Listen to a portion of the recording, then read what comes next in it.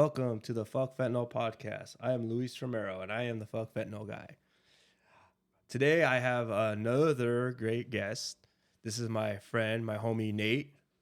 I've known Nate for a little minute. We attend home group together, and I'm pretty familiar with his story.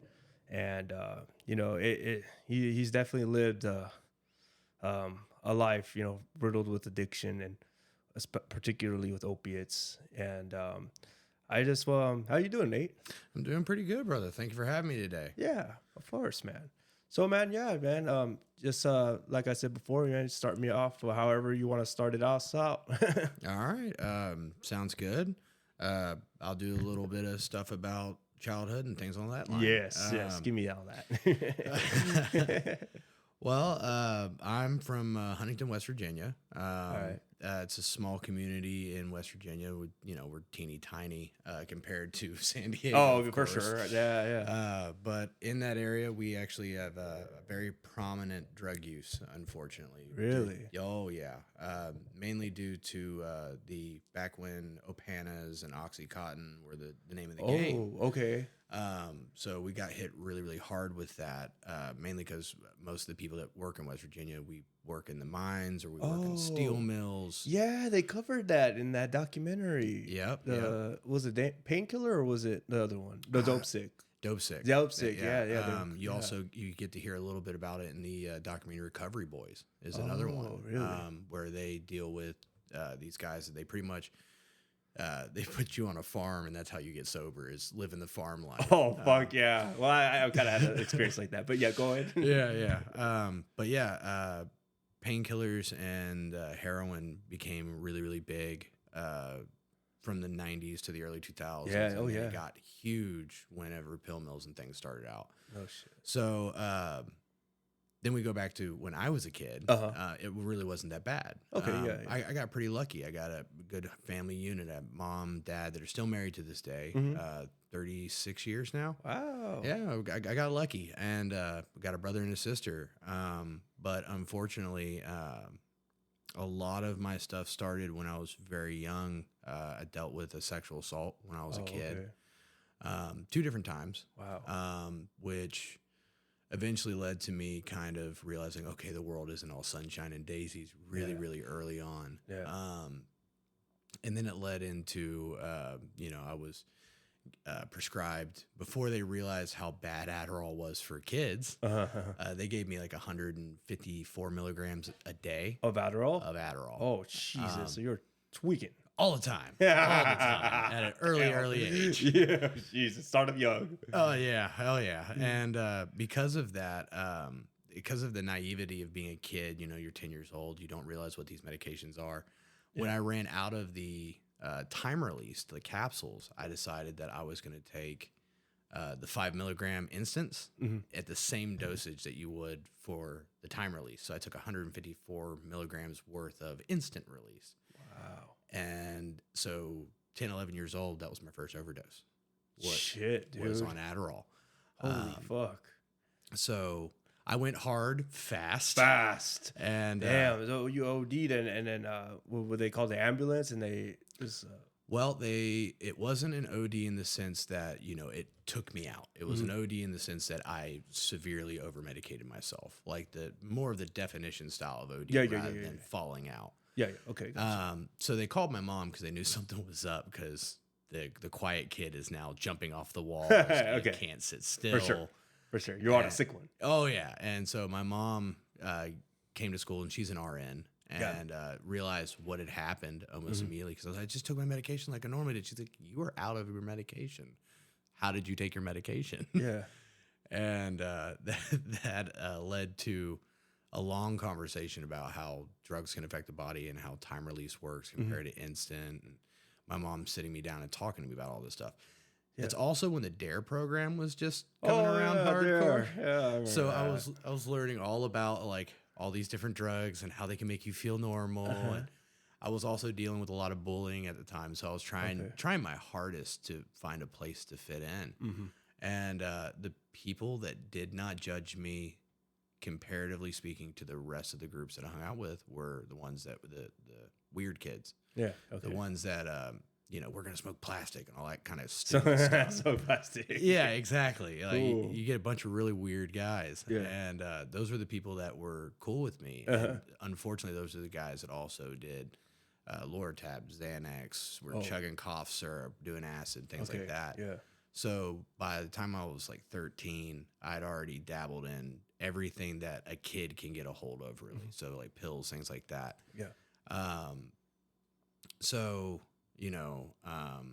I was always trying to get rid of the trauma of my past because those 2 violent sexual assaults that happened to me really screwed my head up really bad. And then, I got buried alive when I was a kid too. Jesus. Yeah. Who fucking did that? Like, what the fuck? And I cannot stress this air quote enough, friends did that. Oh my, the weirdos smoking plastic? No, the ones before that, the ones I used to hang out with. Gotcha. They buried me in a hole, put a sled on top of it, poured more dirt on top of it, and then left me there for 6 hours until my dad figured out that I wasn't home. God damn, dude. Yeah, so that really framed a lot of things, which is ironic because you'd think I'd be scared of small spaces. I'd be claustrophobic as fuck for the rest of my life. I ended up working in tanks when I was an adult. Yeah, you're right.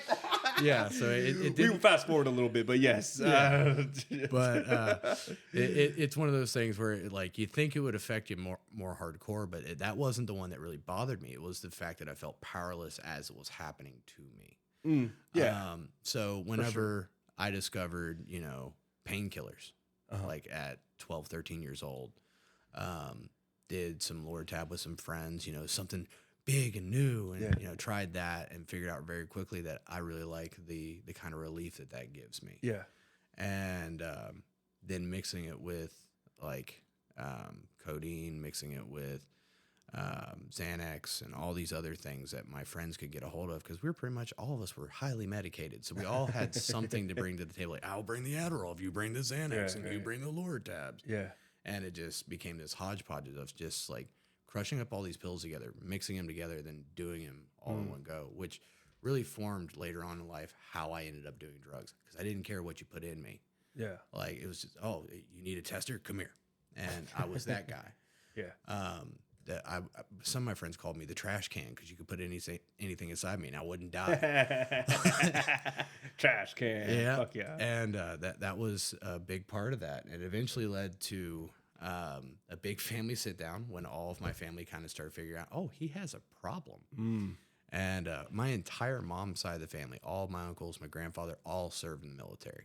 Okay. So my granddad was a military police officer. Oh, fuck yes. E9 of the Air Force, highest you can get. And, wow. Oh, no shit. Yeah, and he sat me down along with one of my other uncles who was also a military police officer. Wow. And then my 2 other uncles were also there, but they served in mechanic roles in the Air Force. So they all sat me down. They said, okay, look, you've got a problem. We think the military can fix it. Oh, sure. Yeah. Oh, yeah. Totally. It's going to fix all of it. Fix all your problems. And so they sat me down with that conversation. And they also mentioned, and I'll never forget this moment, they said, it's either you or your brother. Your brother's in theater. Who do you think is going to make it in the military? Oh, Jesus. Yeah. And they weren't bad people. They just, they kind of understood that the more hardcore of the 2 brothers, the one that's been in fights, done all this stupid stuff, and also like I scored a 98 on my ASVAB. Oh, no shit. Yeah, so like as soon as they found that out, they're like, you can choose anything you want to do, just join. Like you can choose a safe job. You could join any branch. Yeah, and what did I do just to spite the system? Instead of going Air Force and Navy like the rest of my family, I was like, nope, Army. Yep. Oh shit, yeah. Yeah, so I went into the military at 18 years old as a 45 kilo 92 Foxtrot, a tank turret repairman, small arm specialist. Oh, fuck yeah, dude. And I still remember you weren't trying to get no desk job, man. No. I wanted to be close enough to the action that I could say I was there, but far enough away that, you're immediate death. Yeah, exactly. So I guess I call it smart. Some people call it cowardice. I'm still going to stick with smart because I didn't feel like getting killed. Conscientious objector. Oh yeah. almost. But it ended up with me joining, and I went through boot camp at Fort Jackson back in 2008. Yeah. I graduated in June. I was in boot camp by July. Oh shit, Yeah. dude. And so I went hard. I went fast. I ended up going from Fort Jackson to Aberdeen Proving Grounds in Maryland for my AIT, which is your Advanced Individual Training. It's where boot camp is where you learn how to be an infantryman. AIT is where you learn your role in the military. So everybody's an infantryman first. For sure, yeah. Then you learn your job. Okay. And the 45 kilo designation, which was the one that I started out with, that designation is one of the top 10 hardest to pass. Medic is harder.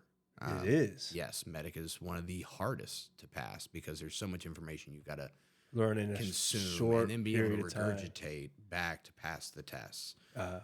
And it's the same thing with tank mechanics. Like I didn't work on the engines; I worked on the turrets. Oh, so that's a whole different, whole other ball game. You're working with guidance systems. You're working with hydraulics. You're working with ammunition. You're working on specialized equipment, specialized rounds. Oh shit. Yeah, and it's made in the. No, can't talk about how old it was. Oh, but no worries. But they're older, so some of the equipment is one of those things where you kind of look at like they still use that. What the. I didn't even know that was still around. But yeah, there was moments like that in the military. But that's so funny. One of the things that a lot of people think is when you join the military that your drug habits don't follow you. And that ain't true. I've been to enough recovery meetings. That is not true. The military is in droves in recovery. Yeah, whether it be alcoholism or drug addiction, and because they've got what they like to call battlefield medicine. Yeah. And battlefield medicine isn't what it sounds like. It's not just used on a battlefield. It's also used back home. Now, this is an old policy. I don't think they still do this, but it wouldn't surprise me. Mm-hmm. The old policy used to be if somebody gets hurt, you fill them with pain medication. You fill them with antibiotics. You just keep hitting them with it until they sleep everything off and eventually they heal. Yeah. And on paper, it sounds great. It doesn't work that way, though. Yeah. So while I was in the military, I got hurt. I was prescribed 2 Oxy 80s a day, 3 Roxy 30s a day, 4 Loratab 10s as needed, and morphine 30s as needed, up to 2 of them a day. And I was given all of that and then told, hey, get better. And that was after a catastrophic knee injury where I had a road spike go through my left kneecap. Oh, shit. Nothing heroic. I tripped, fell, landed on that. It's the ultimate clumsiness right there. And that was in full battle rattle. So, no shit. Yeah, so I had like 150 extra pounds on my body at the time, including vest, rifle, rucksack, whole 9 yards. Yeah. So when I tripped and fell, all that pressure just forced that son of a gun through my knee so hard. Leg. And No I partially tore my ACL at the same time. Damn. So they loaded me up with all these pain medications. And I signed up under Bush, but I got out under Obama. Okay. And under the Obama administration, anybody that had anything deemed over 20% disability with a catastrophic injury, like what I had sustained, was to be medically discharged. Oh, no shit. Which is cool and not cool at the same time. Like if that's your goal to stay in, then it sucked. And that was my goal, was to stay in. When I was told that I was getting a medical discharge, I was like, okay, it's game over. Now what do I do? And I'm on all these pain medications. I'm still, doing what I'm supposed to do. How long did you serve? 4 years. Okay. From 2008 to 2012. Okay. I didn't get to do the long haul. Wanted to so bad. But when I got hurt, I went back home for a couple months during the healing process. Didn't realize that I had not signed all the documentation and smoked pot while I was at home. Then got called back to do the last medical exam. Yeah. For my exit out of the military. Yeah. And explaining to a medic, I don't want to take this piss test. And they're like, Wow. well, why? I thought I was out. I thought I was already out. I smoked weed. And as long as you're kind of honest with them and it's nothing hardcore, they don't get on your ass too bad. Oh, okay. So I still received a medical discharge, which is just a general discharge. No dishonorable. I got very, very... My higher power likes to look out for me. If you can't tell from the stories you're about to hear.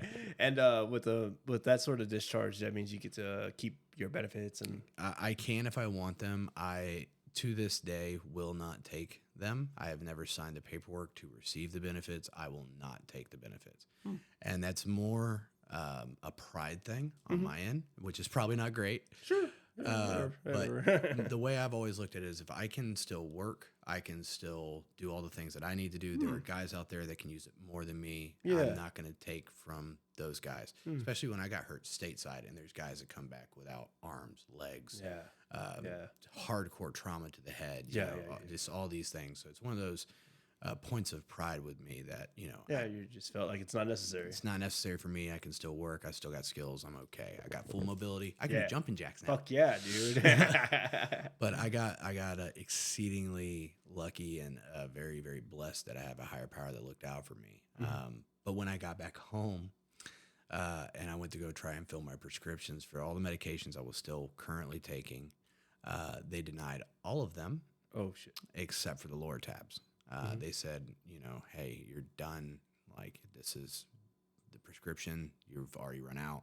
Lower tabs are the only one still active because those I weren't popping all the time. They weren't that strong. So I just, never really went through all those. I went through all the rest like they were friggin' Tic Tacs. Yeah. But when I was home, all my friends found out that I was back. And these are all the people that were, for the last 4 years, kept doing the same stuff. Yeah. And it was when OxyContin was slowly changing into Opana. Like, it was when it was doing that change of hands on my side of the states. Oh, okay. Because you stopped being able to find Oxys, but Opanas were everywhere. Oh, okay. And so people were doing that switch. And all my friends were like, man, you're still in a lot of pain. I can help you out. And so my friends would just feed me free drugs for a while. Oh, wow. That lasted for about a month and a half, 2 months. Then one day it was...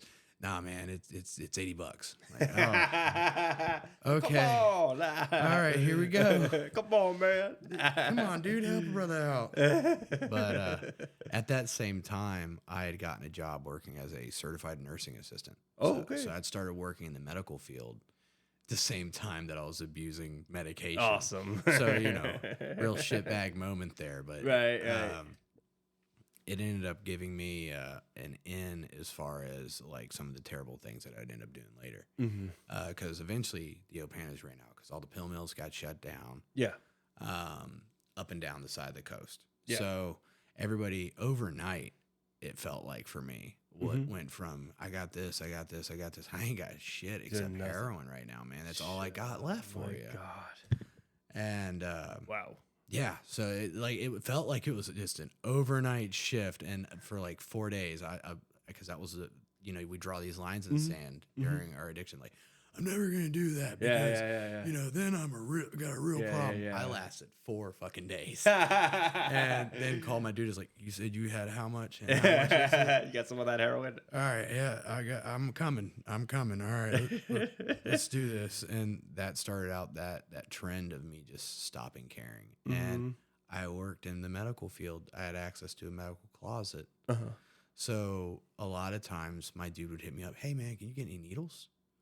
Oh shit. And things like that. And so I would trade needles for H. Shit. And I did terrible things because of that. Now they're overstocked. It wasn't like a little mom and pop spot, but it was still not good. Yeah. And I can, thank God, say this, that was the worst I did as far as like my job and me stealing from them. Taking was their needles. just needles and tourniquets. They don't need those. We use those all day, every day. Yeah. We have 57 boxes of them. We're okay if one goes missing. Yeah. And that was how I rationalized it was, this isn't super important. Yeah. And, we make stupid mistakes in that. Yeah. One of the other dumb things I used to do was I would fix people's weapons up from where I worked with small arms and ammunition in the military. Okay, for sure. Whenever people would hit me up and they're like, hey man, can you work on thus and such? and make it full auto, or can you do this and, you know, make it so, you know, there's no stock on it anymore, and safely do it. They would call me up all the time, and then they make deals with me like, hey, I'll give you this much if you do this for me. And I'm like, all right, cool. So that's how I fed my addiction for a long time, was just doing these terrible deals with these not so great people. Yeah. They didn't have the best intentions. No. It's why do you need a fully automatic? How many deer are you hunting? Yeah, how many deer? Yeah, for sure. Like, it's a whole herd, promise you. And because I was a hunter, like back home. Like I would hunt, I did fishing, I did all the classic country boy things that you can think of. Like my backyard, if I walked 10 feet out, whenever I lived on my own, I was in the woods. Like, the joke among my friends used to be, hey, you can just open your sliding glass door and you can go hunting. I'm like, yeah, I could. We're not doing that though. That's real loud. But I would do that kind of stuff, and that's what got me started getting me on radars that I didn't want to be on. Because I am a veteran. Yeah, I am working in the medical field at the time. Yeah. And I'm also doing an obscene amount of drugs all the time, whether it be heroin, cocaine, drinking at the bar. Yeah. I was a blackouter. That was my goal. Every time that I went out was, okay, I need to drink more. Because the way me and my friends, all of them would drink and do drugs, was do as much as you can right now before the guy next to you beats you and drinks more. Because we'd all bring like 30 racks of Miller Lite while doing blow, and then I would disappear because I was the weird one that did heroin. And you on the low. Yeah, the rest of my friends are doing cocaine and drinking, and then I'm just like, I'll be right back. Gotta go use the bathroom real quick. Then come back out, and all of a sudden Nate went from really, really high up there to like real calm. Oh, relax. Everything's great. And none of my friends really put it together very quickly. They were probably high. Hell yeah. You know what I mean? So they weren't paying attention. No. Like these kind of friends, and I say that loosely, they'd give themselves GHB. Like they weren't the brightest bunch. Like it's like, okay, this is what gotcha. That's what you're doing. Yeah. All right. Yeah, they said it's stronger than this. I'm like, yeah, I bet you it is. Just don't drink on it. You won't wake up. But those are the kind of people I palled around with. Yeah. And I did really good there for a while. I met a woman during all that too. That was my ex-fiance now. And still think so highly of this woman. I don't know anybody else that would have put up with all the crap that I put them through and still like reach out to me occasionally. Wow. Because from the 2010-ish area all the way up to 2017, she was the person that was in my life. Oh, okay. And she stuck with me through me getting out of the military. She stuck with me through my drug addiction. I tried so hard to get me help. Didn't realize that I was an addict for the longest time because she was a normie. Barely drank, anything along those lines. Okay. Like it was hilarious because I can still remember she smoked weed with me a handful of times, and one of the times really sticks out because she would ask for a water. I'd bring her a water bottle, and then at one point I looked at the table and there's like 20 water bottles. I'm like, honey, if you drank any of those, she's like, I've taken a sip, but then it gets warm. I'm like, oh, okay. So, and that was after smoking like half of a joint. Oh, like, so yeah. That'll put you in, her half a joint is my like fucking gram and a half. Yeah. At a time. Yes. And she never caught on. She just thought I was a hardcore alcoholic till I overdosed in front of her on Valentine's Day. Oh, great. Yeah. Very romantic. Oh, yeah. And down we go. Yeah. And she was I still remember that because I ended up working with the CMT years later. Yeah. But I went down while she was making heart-shaped burgers in the kitchen, and we lived in this horrible duplex where the counter was held up by a 2x4 on one side. Yeah. And awesome. I took out the 2x4 on the way down. The counter just fell right now. Counter fell, hot grease all over my chest. I'm down and out. I don't remember any of that. And I wake up to my mom, Fran, my ex, and 2 EMTs, one who I will affectionately refer to as Fat Jesus. And because I thought I was dead, and this man had long hair and big guy. And you already crossed the other side. Yeah, like, man, you're heavier than I thought you'd be. Wow, Jesus. You put on some pounds, buddy. Heaven's been good to you. Yeah. But I remember looking up and seeing him with the light in the background and going, oh, shit, I fucked up. Because my mom's there. Yeah. My ex-fiance's there. There are 2 EMTs. Yeah. And I can hear my landlord out front because he lives below me. Fuck, yeah. But, you know, I'm sitting there talking to everybody, and they're like, yeah, we had the Narcan you 3 times to wake you up. I'm like, oh, great. Oh, shit. And my mom, being an RN, looked and said, you used Narcan? And they said, yeah. And my mom looked down at me, and so she knows exactly what's up. She knew exactly what was up immediately. Yeah. Because, you know, she's a nurse. She's in the field. Yeah. No. But my ex-fiance, God love her, but she didn't know what any of that fucking meant. So she's sitting there just going, huh? Yeah. Is that like an anti-alcohol thing? Because because I had gone in for a routine procedure that day, which is what took me out. Was they put me under anesthesia. Then I went home and did a shot. Oh, okay. So she kind of was thinking that keep was that. the high going. Keep the high, yeah. She just thought it's from where I had a shot while I still had anesthesia in my system. So Gotcha. she's being the happy-go-lucky girl that I always knew. And my mom's just looking at me going, I know what the fuck you did. Yeah. And I know what's up. yeah, I know what's up. And I still remember my mom lived 2 blocks from where we lived. Yeah. And with my dad, of course. But my mom was watching my niece, who was a little kid at the time. And Fran called her and said, Nathaniel is out cold on the floor and his lips are turned blue. I don't know what to do. I don't know what's going on. Shit. And my mom's one that did CPR on me until EMTs got there. And Fran was out in the car at first with my niece. And then my sister arrived on scene and watched my niece out in the car, but didn't want to leave because she didn't know what was going on with me. No one knew what was going on with me. They assumed that, you know, I had had a heart attack or something else had happened that was more akin to alcohol rather than drugs. Yeah. It's better to be known as an alcoholic than a heroin addict. It is so much more socially acceptable. Yeah. You just like to have a few too many. I just like to have a few shots. What kind of shots? Don't ask. But that was the kind of stuff. And it is West Virginia is that border of North and South.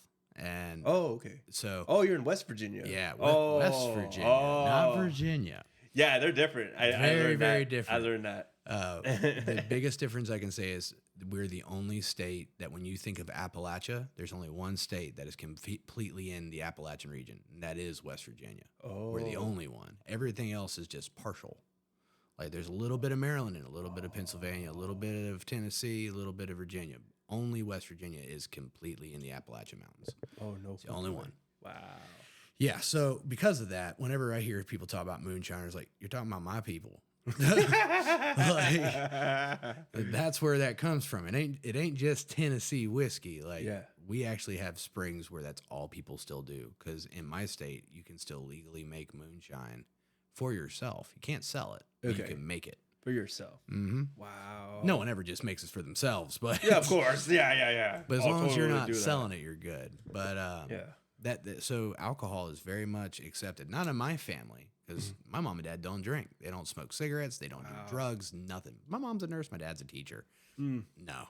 Yeah, they don't need it. There's always been the joke of there's 4 professions in my family: nurse, teacher, soldier, preacher. Those are your options. And the running joke was, Nate's done all of them. I'm like, yeah, I guess I have. That's awesome. Love my life. You're a real West Virginia boy. Oh, yeah. But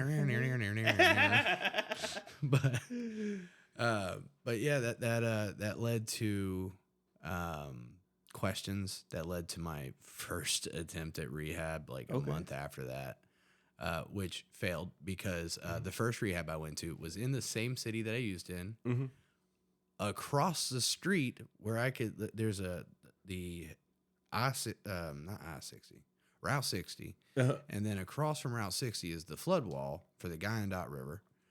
And then across that flood wall, I could see the top of my dealer's house from the window I was getting detoxed in, knowing that I had $300 behind the nurse's station. Ooh. So that lasted the weekend. Then, that's impressive. Yeah, I lasted until they did groups. And then they were like, everybody come in here. And they're like, hey, you're never going to get sober if you don't go to groups. And I fucking cussed that man out so bad. I said, I will get sober my fucking own. You know, just all the stupid things we say. Yeah, of course.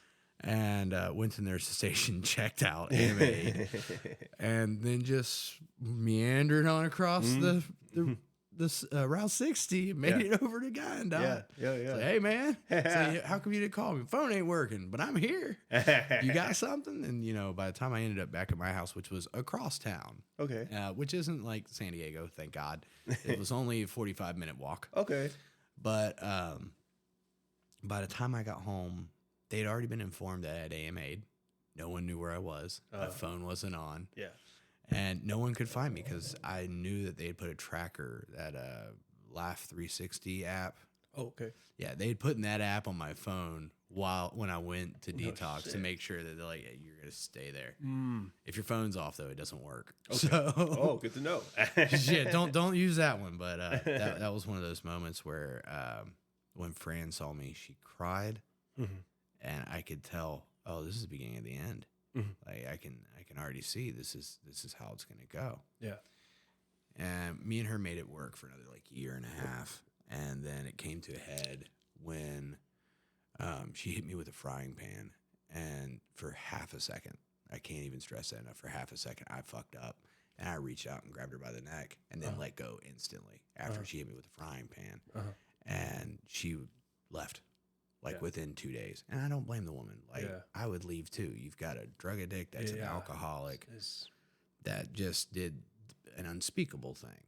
Yeah. And that is something I still have to live with every day is that I turned this sweet, loving, caring human being that stuck with me through and through into someone that hates me, but still talks to me these days every now and again. Not very often. Yeah. But just to check in. Yeah, just check in. And when I made my amends with her, oh my God, I cried like a baby the entire time. I bet. Because that was the only real hardcore thing that I can say that I can remember clearly that really made me think, oh, you've crossed that line. You're a piece of shit now. Yeah. And within 3 months, I was like, she left. Within a month, I was homeless. Within 2 months after that, it was winter in West Virginia. Oh, Jesus. When I was homeless. Doesn't sound good. I was a bad country song. I was living in my truck with my dog. And I was homeless. I was living on in the riverfront in the Ohio River Valley, which, if anybody knows that, it gets cold. Okay. Like it sounds like it does. Oh, like we're talking 20s and below all the time. God. And did that for a hot minute. And then finally reached out to my mom and said, I can't do this. I need help. And I need help like from you, not from an institution. It's not going to work if it's an institution. And she did. She she helped all right. Yeah. Sorry about that. No worries, man. So I went over to my mom's. I went into they have a finished attic at my parents' house. They've lived in the same house my entire life. And I got locked in that attic with a bed, toilet, and a small little like kitchenette style setup, and left there. And I detoxed in my mom and dad's house. That's cool. how I got off of it the first time. No shit.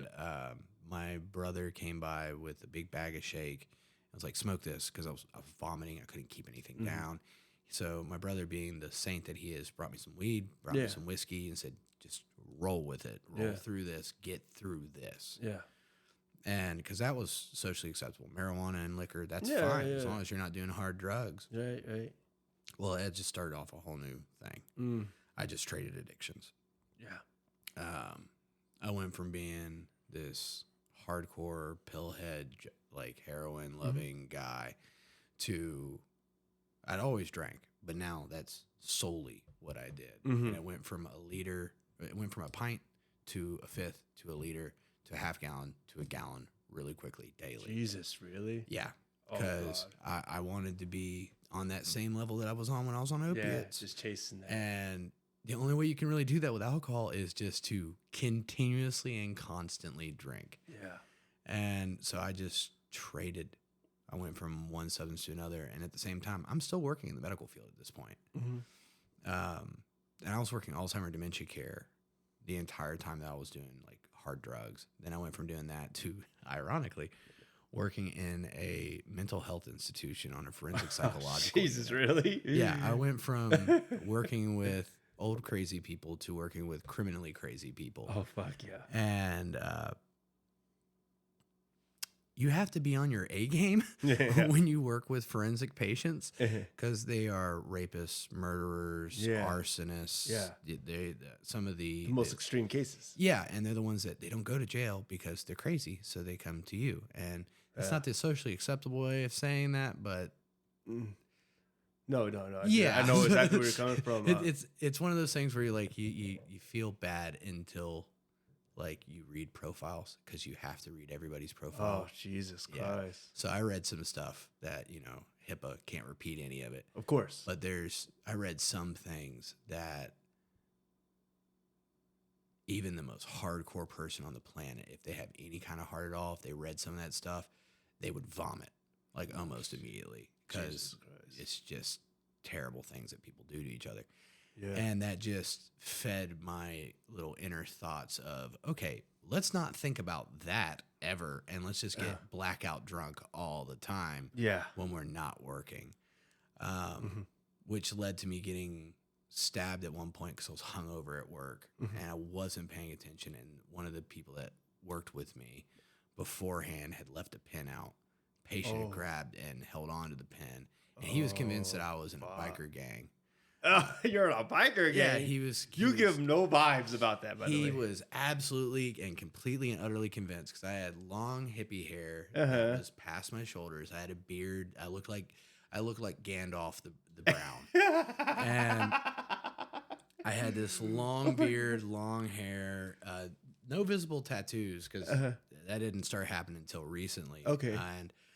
But he was just convinced because he had a TBI, traumatic brain injury. And so this patient was watching me and he saw me get off a motorcycle a few times outside. In the parking lot. Okay. So that, okay. So okay, with all these things in order, he was convinced that he's out to get me. He's going to hurt me. Yeah. And then he stabbed me with a pen. Fuck, dude. And it was because I wasn't paying attention. I was doing a one-on-one with a different patient. So my eyes had to be locked on this other Jesus guy. Christ. And my head wasn't on a swivel. I thought my other guy at the apex of the hall was watching my back. He wasn't. He was on his phone. Dick. Which led to my hardcore view on, dude, you leave your phone in your pocket if you're doing a one-to-one in front of me. Because I don't feel like getting hurt again. Yeah. But I got stabbed. I got sent to the ER to get patched up, which led to me getting a job in the ER. Oh, that's so funny. Getting stabbed from your job. Like, maybe I should get it on. Maybe I need a new job. A new job. I really like what these guys do. Let me talk to one of them. And I talked to some of them. They're like, actually, yeah, we're looking at hiring some CNAs and MHTs and BHTs, which I had the background in all of that at that point. Nice. So I got hired in the ER, which just, I was on my A game. I was at my dream job. I was happy. I was working night shifts. No stabbing. No, well, yes and no. Oh, no. Again. No stabbings, but I got beat on a lot in the ER. Really? Violence against nursing staff in ERs and ICUs is extremely high. Oh, no shit. You got to remember, you've got mental health patients coming in that are coming off of a meth run. You've got violent criminals that have just now been brought in by the police that are only locked to the bed by one arm. You've got a lot of people that are on substances that do not realize what they're going on. And sometimes you have the sweet little grandma who has a UTI who now has the strength of a freaking trucker.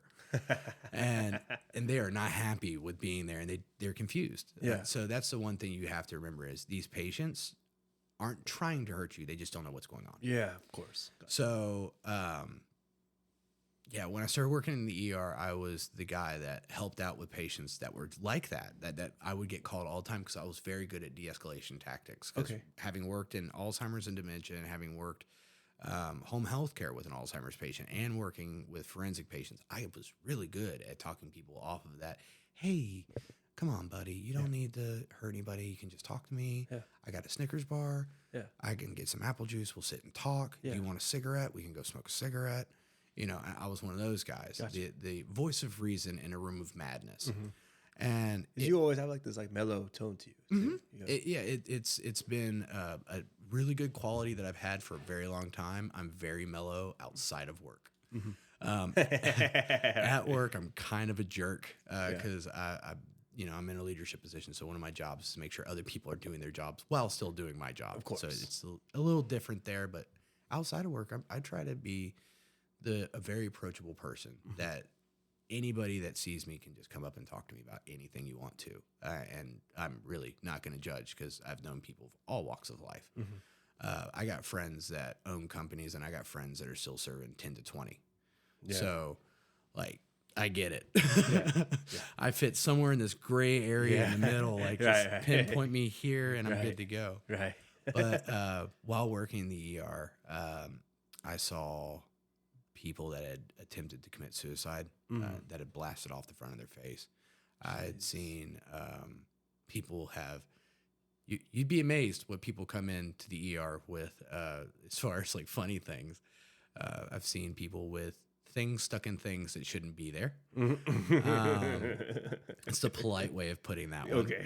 I've also seen homicides, stabbings, crush injuries due to car wrecks.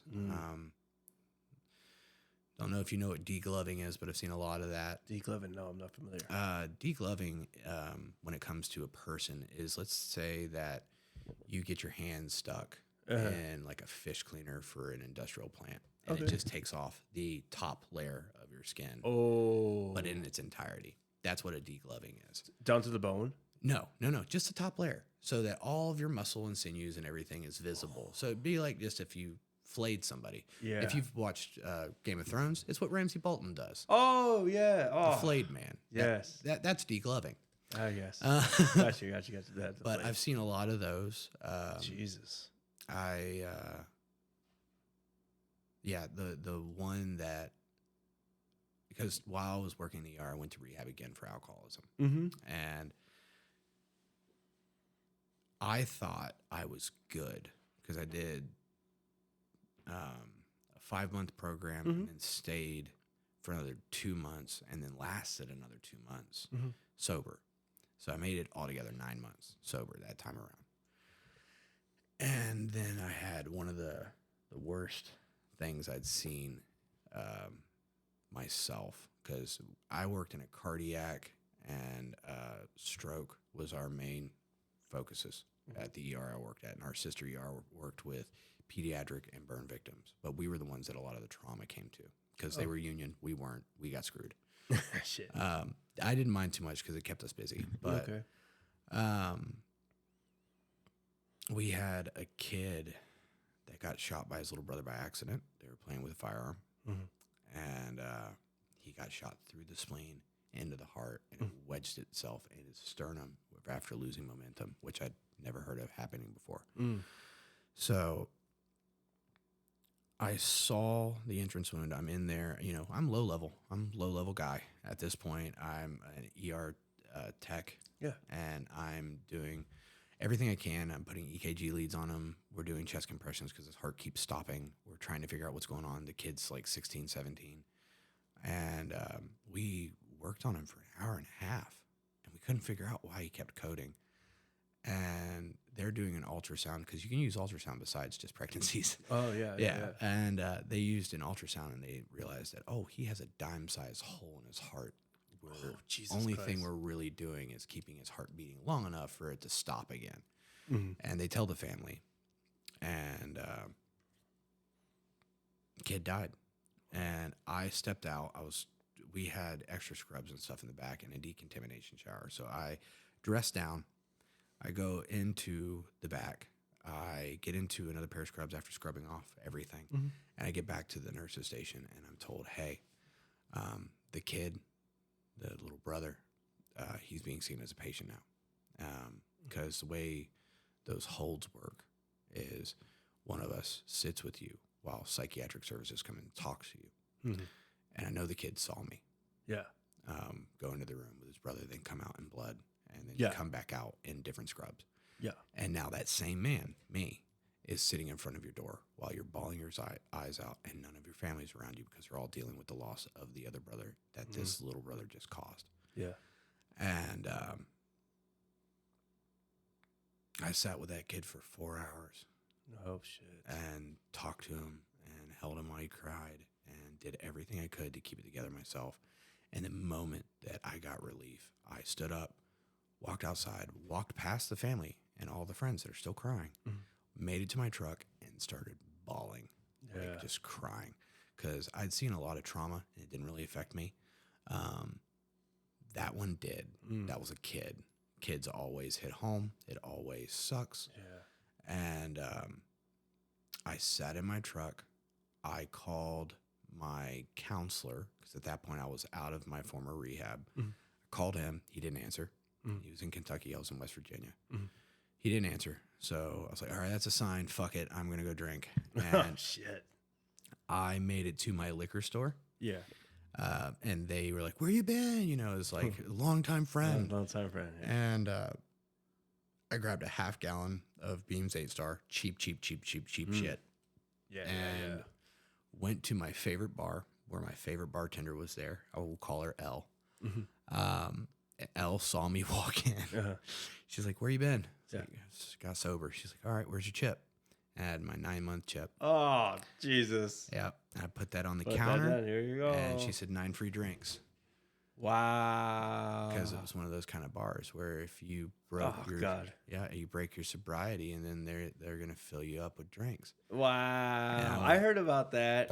Yeah, they're all over the place, and it just so happened that my regular bar was one of those bars. I didn't know that up until that point. And I got white girl wasted because I hadn't drank in so long. I was like, woo, this is fucking great. And I was back out in the madness for another 6-7 months before I finally was like, oh, I can't do this anymore. I'm ruining my life all over again. I'm breaking every promise that I made to myself and to people around me. And I woke up one day, vomited blood. And I made a phone call to my dad this time. My mom's the one that took me to rehab the first time in Kentucky. She drove me to Kentucky. She's like, I've been waiting on this phone call for months. Ooh, all excited. Like, yeah, she's all happy, and I'm like dying in the corner. And this time I called my dad because my mom was out of town. And my dad was like, yeah, I'm on my way. I will be there in 20 minutes. I live 45 minutes away from where I worked, which is the same city that they lived in. I lived out in the sticks. And my dad got there in 15 minutes. Whoa. 15 minutes. That's Not all it playing. took. He said, I got here, I drove 110 miles per hour. And my dad is not one of those kind of people. Wow. He's just not. But he got there fast. Came inside the apartment, saw the red vomit and the brown vomit on the floor. Yeah. Realized that, oh, that's blood. And my dad he's got a weak stomach. I love him to death, but if he sees it, he's going to puke. Adds more vomit to it. One of those moments. And so he looks at that, sees how bad it is, and then goes, okay, do you need anything? I was like, I need clothes. And he's like, okay, we'll deal with that later. Get out in the car. And my dad, being the kind of person he is, just gets me in the car. Yeah. He couldn't help it. I didn't know what he was doing, but for another 20 minutes, he was just cleaning like the little bits of stuff that I had done inside the house up the best of visibility. Sure. And then going back out to the car to get me. And then we drove back home. I made a phone call. I thought it was to the same people in Kentucky. Nope. It was for a place out in Marietta, California. Oh, shit. Okay. Yep. Way out. Oh, yeah. The way in left field. I called them, and they said, yeah, this is one of the best. I cannot remember his name. But he sounded like this. He's like, yeah, we're going to get you right back out over here into Marietta. And they've got one of the best facilities in the entire nation. We're going to be just fine. You're going to do great. We'll take good care of you. You're going to be just good. I promise you. You'll make it through this. Just make it a couple days, and we'll get you on a plane, and we'll fly out here. Yeah. And And they did. They paid for my plane ticket Fuck, seriously? to come out to Marietta, California to go into detox. And I was in a house with 5 other people, and I was the youngest one in the house. Keep in mind, I'm 34. I'm not that old. You're not that old at all. But I was the youngest guy in the house. Everybody else was 60 to like, I think the next youngest person was 42.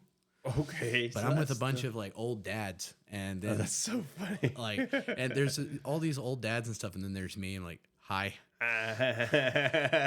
I'm hallucinating from withdrawal. Sorry. But when they drug tested me at the detox, I thought I had just alcohol and marijuana in my system. Nope. I had alcohol, marijuana, cocaine, fentanyl, like just what? Yeah, I still apparently drunk Nathaniel loved drugs as much as great, yeah, druggy Nathaniel. And I was blacked out so often that I didn't realize that the shit that I was doing had all the rest of this stuff in it. Because I knew I did cocaine a couple of times. I had no clue it was laced with anything. And from where I was, I weighed almost 300 pounds. Oh, no shit. Yeah, I weigh like 234 now. Yeah. It's amazing what happens when you quit drinking and eating like crap all the time. Yeah. Fuck yeah, dude. But that's awesome. When I went out to Marietta, they helped me out a lot, and they led me to Boardwalk Recovery. And so this is all pretty recently then? Yeah. I'm coming up on a year on the 7th of March. The 7th? Yeah, the 7th. So we're almost there. March 5th for me. Very nice. Very nice. 11. Yeah.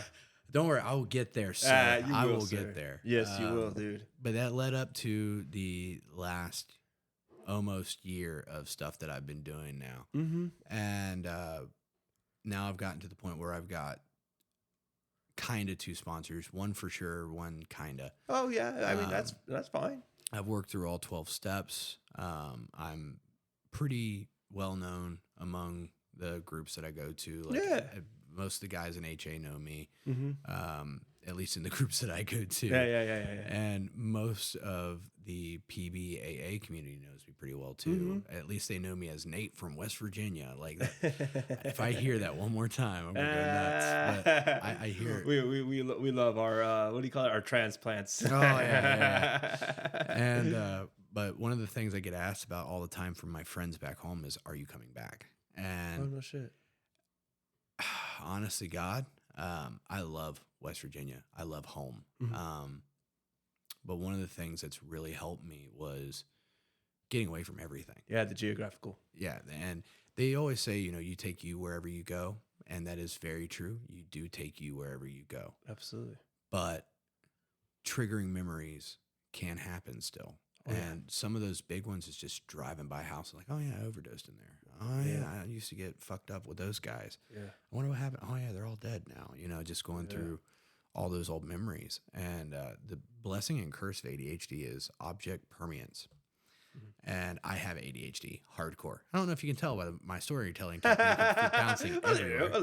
We're going to go here, now here, now here. But object permanence is a big thing with ADHD people. So if I don't see it, it doesn't exist. And if I don't think about it, it doesn't exist. So it's a blessing and a curse. Because on the one hand, if I'm not actively thinking about all the shitty things I used to do, it does not bother me. The moment those floodgates open, though, I hit a wall. I hit depression. Tidal wave, just all the time. And so it's a good thing that I have a lot of people that I can call on. And that's one of the biggest things in my recovery is that's one of the reasons I don't want to leave is I've made good friends like yourself and a lot of the other guys that we mutually hang out with in the rooms. And a lot of the girls that we hang out with in the rooms. A couple of them been on your show even. Yeah. But those are the kind of people that I reach out to, like on my really bad days when, a patient dies at work or it's the anniversary of like Valentine's Day when I overdosed. I called so many people. Like, I'm so sad. It's like, it's because you're single? No, but thank you for reminding me. Thank you for reminding me that, but there's more. But, I reach out to people, and that's a big part of my recovery process is not isolating myself anymore, reaching out to people. And when I am in a point of isolation, because I work night shifts, So Yeah. I'm isolated a lot on my days off just because of my sleep cycle. I'll be awake until 4, 5, 6 in the morning. Mm. And that's just when I'm supposed to be awake anyways. So, Yeah. and during those times, you are isolated. So I picked up hobbies like painting and making jewelry and writing poetry and writing short stories Nice. and things that will, when I can't reach out or when it's not really cool to reach out because it's too late. And you know, I'm not telling people don't reach out when you need to, but Yeah. I've got this internal thing. It's like, oh, it is 2 o'clock in the morning. Don't you dare call somebody that you know works at 7 a.m. How would you feel? Like, it's one of those moments for me. Okay, Now, gotcha, if you're having a real shitty day, fuck yeah, I'm still gonna reach out to you. Like if I am sitting in front of a liquor store and like it's either I make this call or I go drink, I'm calling somebody. Fuck yeah. But I do that a lot. I may have 11 months and some change, and I'm about to hit my year. Fuck But, yeah, dude. Hold on one second. I just started learning to do this. That's awesome. But I may only have this short period of time, but I've had, oh God, since I was, if we're counting my first overdose, since I was 10, and if we're counting when I started using regularly, since I was 12, and I'm 34 years old now. So I've had over 20 years of running and drugging and doing all the wrong things for all the wrong reasons. Even though a couple of my best character traits are I like to help people. Yeah. Like that is what keeps me going. If I wanted a better job that paid more, I would not work in healthcare. Amen, brother. I know exactly what you're talking about. Yeah, but I enjoy helping people. If I wanted to go back and make as much money as I wanted to, I'd fall back on my weapons specialty and work on weapons because that pays so much better. But I do not like that old part of me. Yeah. I would rather spend my time working with patients that need help. Like, because that's a good feeling at the end of the day. Like you get to see people get better and go home. Yeah. And mine may be physical rehabilitation. And I still work with a lot of addicts, a lot of alcoholics, and make sure that they get to the places they want to go and need to go in order to feel like themselves. Fuck yeah. And acts of service are a real big thing. Like one of the things that I do, and it just started off with just the fact that my nursing home needed clothes. Oh, yes. But your announcements. Yeah. Like I donate clothes to my nursing home and to 5 other facilities. I also donate clothes to people down at the border that are affected by violence and seeking asylum. And I started doing that just because some of my patients were cold. Some of my patients needed clothes so they could do PT. And, they come directly from the hospital and they have nothing. Yeah. So I started doing it for that reason. And now it's just become okay, I'm just the clothes guy. But that's fucking rad, dude. I love that you do that. Yeah, it helps out a lot of people. And so that's how I take up my time, is to make sure that when I have downtime, I can help other people. And my mom said it the best: you were built to help other people. That's why you are the way you are. And I come by it honest. That's how my mom and dad both are. My dad will go out of his way to help a student. My mom will go out of her way to make sure a patient feels welcome, or that another coworker feels like they know all the information they need. And all of the things that have happened in my life have led me up to a point where I have this awesome understanding of people because, I've been a veteran. I've also been a shitbag criminal. I've been a shitbag in general. I've been a hardcore drug user. I've been an alcoholic. I've worked in healthcare. I've seen suicide both in a medical setting and in my personal life with friends, having walked into different things like that. And so it gives me a lot of sympathy and empathy for other human beings. It doesn't matter how bad you think you are. Like, I promise you, I probably know somebody that's worse or on the same level, and I still love you either way. Like, I feel like if you can just show a little compassion, it goes a long way. And that's how I try to go with everybody in my life. I don't care about your past. Who are you now? And that applies pretty generally and liberally in my mind for most people. And I think it's a good way of living. Hell yeah, dude. Because if I can bring a smile to one person's face in a day, Yeah. that's better than I was yesterday. Yeah. Fuck yeah, dude.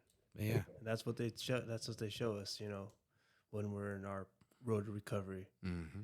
Very much so. Yeah, dude. Because if I didn't have some of the guys that led the way when your brain's all mushy and you don't know what's left, right, front, center. Yeah. If I didn't have some of the guys like yourself, Yeah. and I don't want to name drop a bunch of No, people, that's fine. but the guys I hang out with in the room. Yeah, if I didn't have those dudes, Yeah.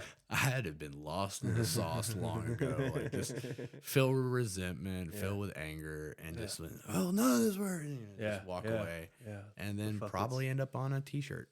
Yeah. And I don't like being on t-shirts, so we'll Don't. keep this bearded mug off of there. And here with the land of the living where I can do the most good. Yeah, we love you here, man. Well, man, thank you so much for coming on my podcast, dude. And I just want to personally just thank you, and just like I appreciate like your service, dude. I appreciate your service in the military, obviously, but your service that you do for everyone in the recovery community, and just and all your ventures that you've done in your life, man. Like you're totally like such a God, like almost like a hippie, like in a way, but like it's so fucking cool, man, that you know what I mean, you live that life, and you made something out of it, man, and you know what I mean, like I really fucking admire it, dude. You know what I mean? I really do. Brother. Like, man, it's fucking awesome, dude. And fuck yeah, dude. March 7th, dude. Coming up soon. And the best part is my mom, my dad, and my brother will be coming into town. Oh, fuck yeah, dude. So I get to hang out with my little brother again and see all my family, except for my nieces and sister and sister-in-law. But, they got the family thing going, so I get it. Sure. But, yeah, March 7th. And it's going to be a good week. I can feel it. Hell yeah, brother. All right, man. Well, thank you so much again for coming on, brother. Anytime, my friend. Hell yeah, dude. Whoop, whoop. All right. Thank you, everybody.